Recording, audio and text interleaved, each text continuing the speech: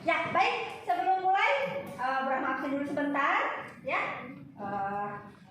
Oke, kelas 12 IPA 2, ya. Adi Aman? Hadir, Bu. Aulia Dina? Padira Gali? Hadir, Bu. Indi Anu Safira? Baik, ada yang masih ingat kemarin kita bahas bab pernikahan mengenai apa? Ayo, boleh angkat tangan silakan. Ya, Rezi. Syarat dan hukum pernikahan. Nggak jelas, kurang jelas. Syarat dan hukum pernikahan. Syarat dan hukum pernikahan. Ya, tadi siapa? Jaki. Pernikahan apa saja yang boleh dan pernikahan saja yang tidak boleh. Oh, oke. Terus siapa lagi? Ayo. Hah? Ya. Siapa saja yang berhak jadi wali? Good. Oke. Nah, kali ini yang akan kita bahas yaitu mengenai ini nih, ya, tentang rujuk, tentang talak rujuk, ya, dan hikmahnya, gitu ya. Oke. Ini sebelum memulai, kita bacakan dulu mengenai KD, IPK dan tujuan pembelajaran, yaitu KD 3.6, menganalisis dan mengevaluasi ketentuan pernikahan dalam Islam. IPK-nya yaitu menganalisis permasalahan dalam rumah tangga. Kemudian KD 4.6, yaitu menyajikan prinsip-prinsip pernikahan dalam Islam, ya. Kemudian IPK-nya mengidentifikasi prinsip-prinsip pernikahan dalam Islam, mendemonstrasikan tata cara pernikahan dalam Islam, mengimplementasikan tata cara pernikahan dalam Islam dalam kehidupan bermasyarakat. Tujuan pembelajaran yaitu pertama, setelah berdiskusi dan mengumpulkan informasi, peserta didik mampu menganalisis sebuah permasalahan dalam rumah tangga dengan penuh percaya diri. Kemudian, setelah berdiskusi dan mengumpulkan informasi, peserta didik mampu mengidentifikasikan prinsip-prinsip pernikahan dalam Islam dengan penuh percaya diri. Lalu, setelah berdiskusi dan mengumpulkan informasi, peserta didik mampu mendemonstrasikan tata cara pernikahan dalam Islam dengan santun dan penuh percaya diri. Ini dia bab yang akan kita bahas, yaitu beberapa persoalan dalam rumah tangga. Yang pertama yaitu nusyuz atau durhaka, ya, yaitu tindakan istri yang menentang kehendak suami yang tidak ada alasan yang dapat diterima menurut hukum syar'i. Antara lain, istri tidak mau tinggal di rumah yang disediakan suami. Kemudian apabila istri berpergian dengan tidak berserta suami atau muhrimnya, walaupun perjalanan itu wajib seperti pergi haji dan sebagainya, ya. Jadi kalau perjalanan perempuan yang tidak berserta muhrim itu bisa menimbulkan maksiat, ya.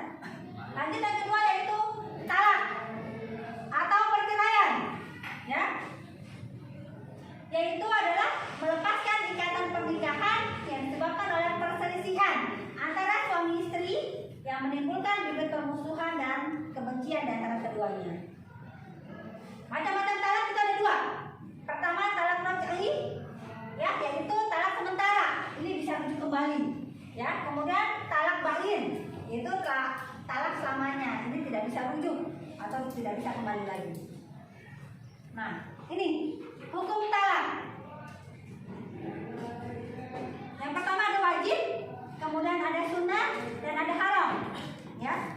Wajib itu apabila terjadi perselisihan, ya, terjadi perselisihan antara suami istri, sedangkan hakim sudah memandang perlu keduanya bercerai.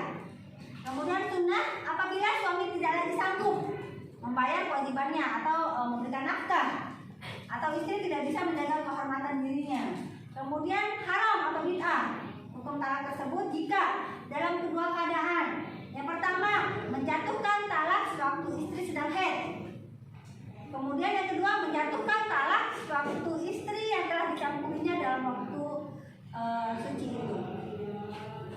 Nah, kemudian yang makruh, yaitu hukum asal dari talak adalah dibenci, ya.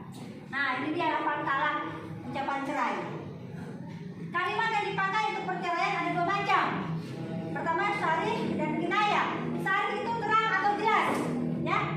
Nah, bahwa suami tidak ragu-ragu lagi memutuskan ikatan pernikahan dengan mengatakan kamu tertalak atau saya ceraikan kamu.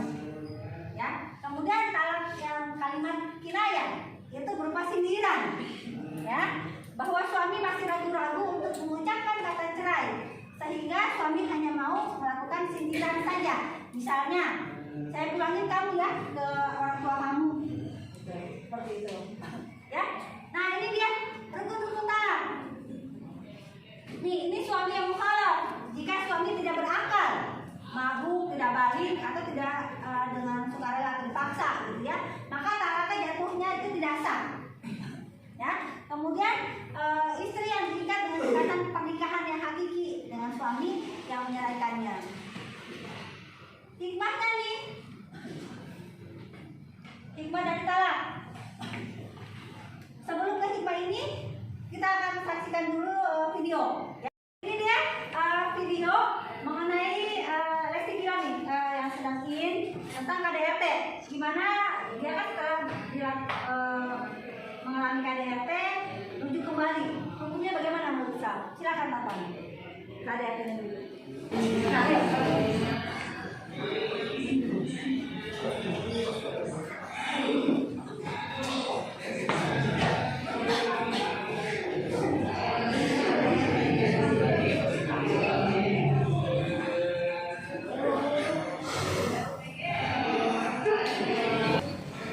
Santai dulu.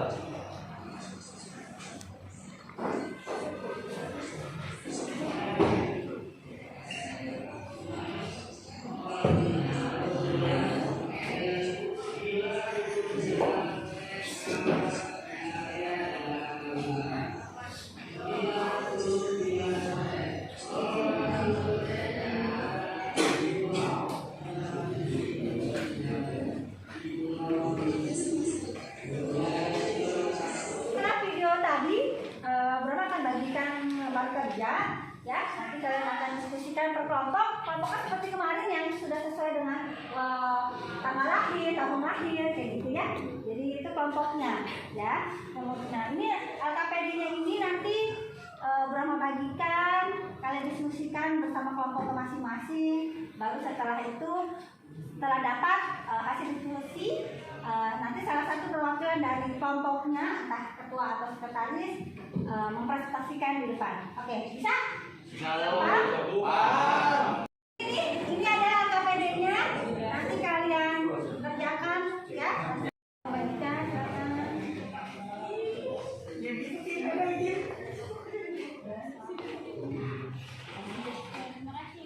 Ya.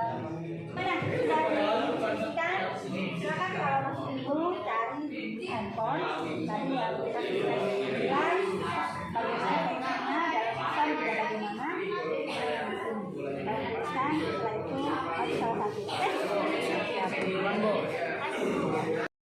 Oke, sekarang waktunya presentasi, mempresentasikan hasil diskusi dari kelompok. Nah, ini sudah ada kelompok 2. Silakan kelompok 2. Assalamualaikum warahmatullahi wabarakatuh. Waalaikumsalam warahmatullahi wabarakatuh. Saya dari kelompok 2 yang beranggotakan Rima, Rio, Ferdi, dan saya sendiri aja.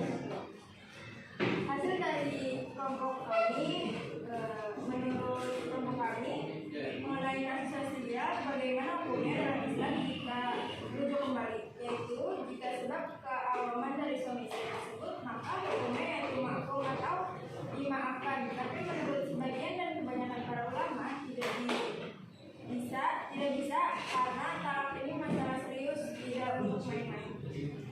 Namun dalam Islam talak adalah perkara yang boleh tapi dibenci Allah.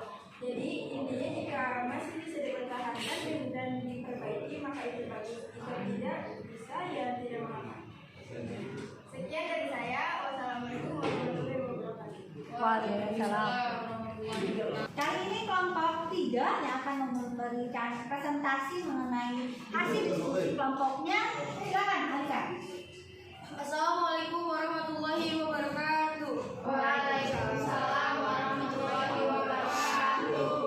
Di sini saya mau mempresentasikan hasil diskusi dari kelompok 3 yang beranggotakan Fadilah, Pandapotan, Nabila, dan saya sendiri Alika. Bagaimana hukum menjatuhkan talak oleh suami kepada istrinya pada suatu tempat sementara ia sedang dalam keadaan emosi? Ada 2 hal yang perlu dipahami dalam menetapkan hukum masalah tentang syarat-syarat jatuhnya suatu talak. Emosi merupakan perasaan batin yang terus-menerus timbul dari hati seseorang, bukan timbul dari akal, pikiran, atau otak.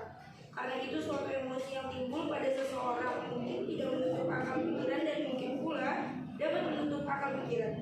Jika seorang suami yang sedang dalam keadaan emosi yang tidak menutup akal pikirannya menjatuhkan talak kepada istrinya, maka talaknya akan jatuh. Sebaliknya, suami yang dalam keadaan emosi yang menutup akal pikirannya, maka talaknya tidak jatuh.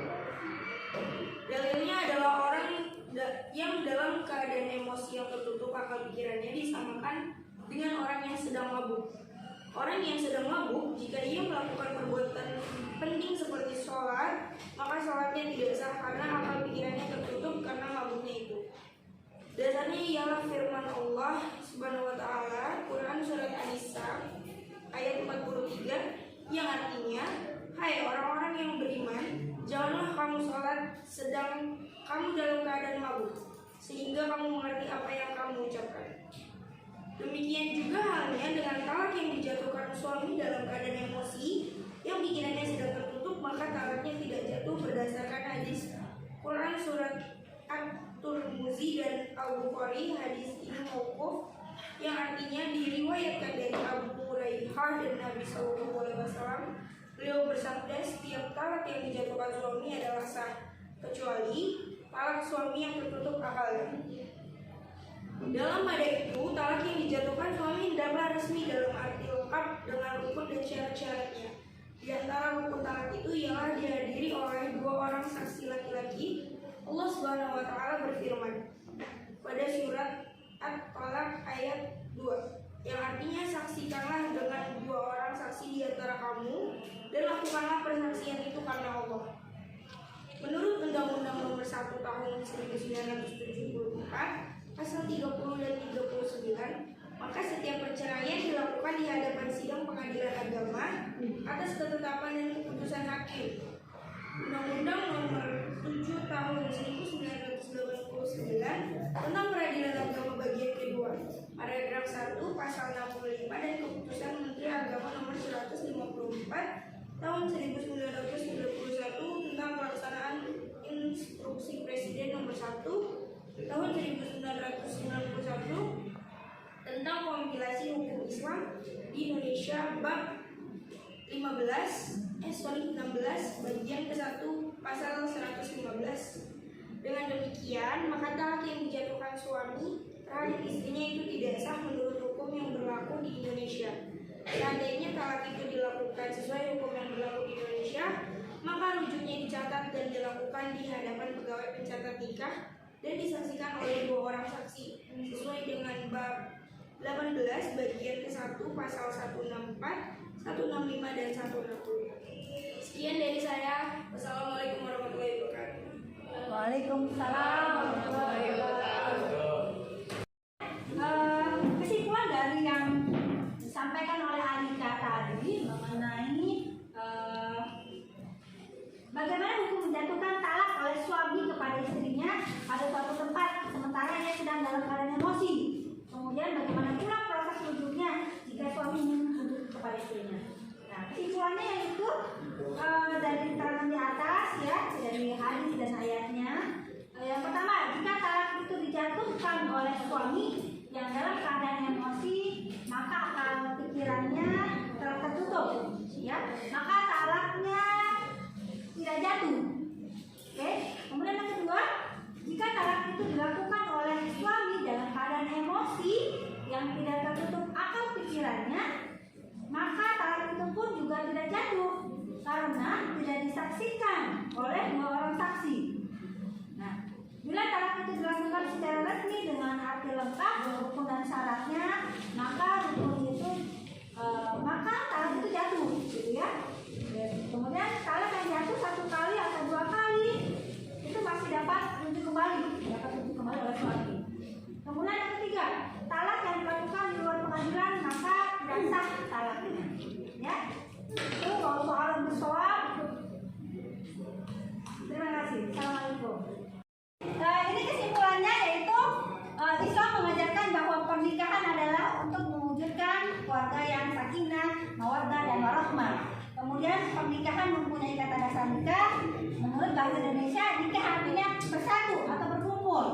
Lalu menurut istilah syariat, nikah adalah bersatu atau berkumpul antara seorang laki-laki dan perempuan yang bukan muslimnya untuk membangun rumah tangga sebagai suami istri menurut ketentuan Islam.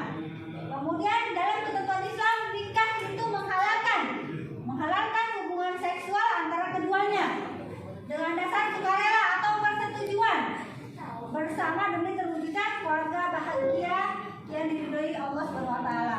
Lalu hukum nikah itu adalah mubah, boleh dilakukan, ya, bagi sebagian ulama. Saudara Maulidiko Fadil, aku nikahkan engkau dan aku kawinkan engkau dengan anak kandungku Ratsyah Safa Salsabila binti Bimo Purwanto dengan mahar seperangkat alat sholat dan emas seberat 50 gram dibayar tunai.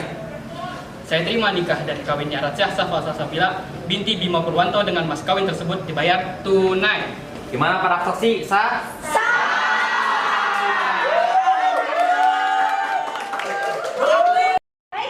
Cukup sudah materi kali ini, alhamdulillah, mengenai bab pernikahan, yaitu mengenai beberapa permasalahan dalam rumah tangga seperti tadi kita bahas tentang talak, ujung gitu ya, kemudian talak bagaimana. Oke, mudah-mudahan bermanfaat untuk kita semua, bagi Bu Rahma pribadi dan juga kalian semua. Assalamualaikum. Kita tutup sama-sama.